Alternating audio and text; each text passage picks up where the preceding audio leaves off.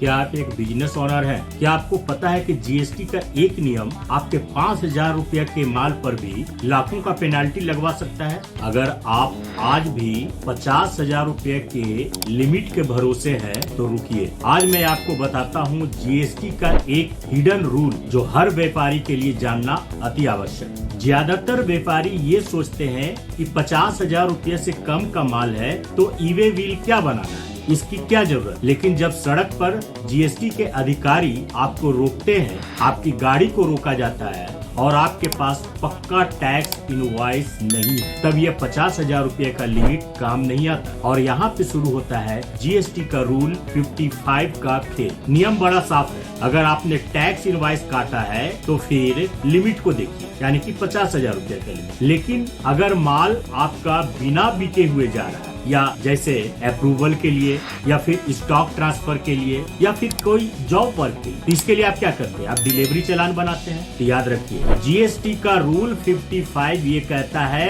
कि डिलीवरी चालान पे e-way bill अति आवश्यक है, मैंडेटरी है, चाहे माल की कीमत कुछ भी क्यों ना हो। यानी कि 50,000 रुपया से कम का अगर माल है तो भी आप जॉब वर्क के लिए, अप्रूवल के लिए या स्टॉक ट्रांसफर के लिए माल भेज रहे हैं तो आपको ई-वे बिल बनाना जरूरी है। जीएसटी का रूल 55 ये बताता है कि रास्ते में अगर जीएसटी का कोई ऑफिसर आपको रोकता है तो उसे पक्का बिल चाहिए या फिर ई-वे बिल चाहिए। यानी कि अगर आपके पास पक्का बिल नहीं है तो ई-वे बिल होना चाहिए, और ई-वे बिल नहीं है तो पक्का बिल होना चाहिए। इन दोनों के बिना अगर माल का ट्रांसपोर्टेशन हो रहा है तो यह कानूनी जुर्म माना जा सकता है। एक छोटी सी लापरवाही आपके पूरे कंसाइनमेंट को जब्त करवा सकती है। अपने बिजनेस को कानूनी पेचीदगियों से बचाइए, सही जानकारी ही आपका बचाव है। अगर आप कोई इससे संबंधित परामर्श लेना चाहते हैं तो आप हमसे संपर्क कर सकते हैं।